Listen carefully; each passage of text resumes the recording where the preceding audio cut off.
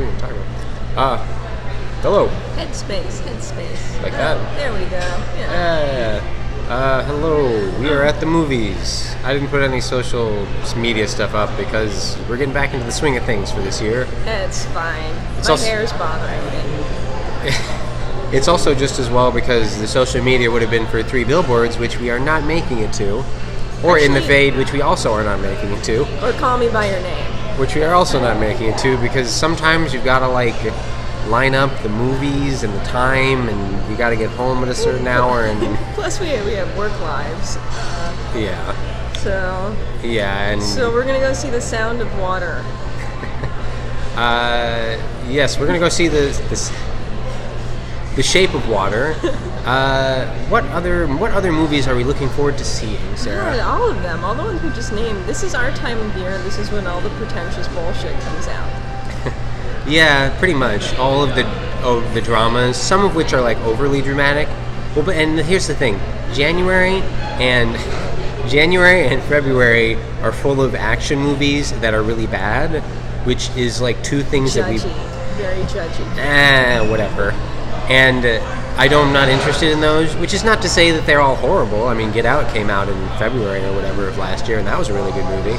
But usually they're where the movies dump all of their bad movies, because less people see movies in January and February. It's busy here, though. So, yeah. Hey. It's busy here. We're at the Landmark, a nice fancy theater, so people seeing Oscar movies like us, and I guess Golden Globe movies. We don't watch the Golden Globes, but they already happened.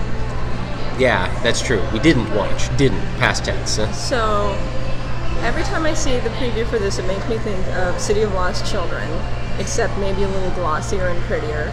There were 2 previews for it, one of which made it look like a thriller, and one which made it look like a love story. I don't know what I'm seeing. I'll probably enjoy the clothes. Yeah. I'm not as into Guillermo del Toro as everyone else, which is to say that I really like him, but everybody else was in love with Pan's Labyrinth, and I was like, yeah, that was a pretty good movie. I didn't think it was the best. My favorite is The Devil's Backbone, which I've never seen. One of his really early ones. Yeah. Most of the trailers for this look really interesting to me. I like that the main character is deaf. Mute. I think she's mute. I guess she's mute, not deaf. Sorry, yeah she's mute. And I always like stories that have characters who are not your standard, action hero, or even just full-bodied person. Or where they can talk. You don't like movies where they can just talk whenever they want. That forces them to make good and interesting visuals, which is not something I'm worried about for Guillermo del Toro anyways, but I extra appreciate it in this regard. I'm mostly looking forward to this. I'm a little worried that it's going to be style over substance, but who knows? I'm hopeful. I'm hopeful Always that there hopeful. will be less bad dialogue because a couple of the characters don't talk. Yeah, I think that's fair. There's probably going to be less dialogue, if nothing else. Well, yeah, that's what I was saying. All right, it is time to go see the movie.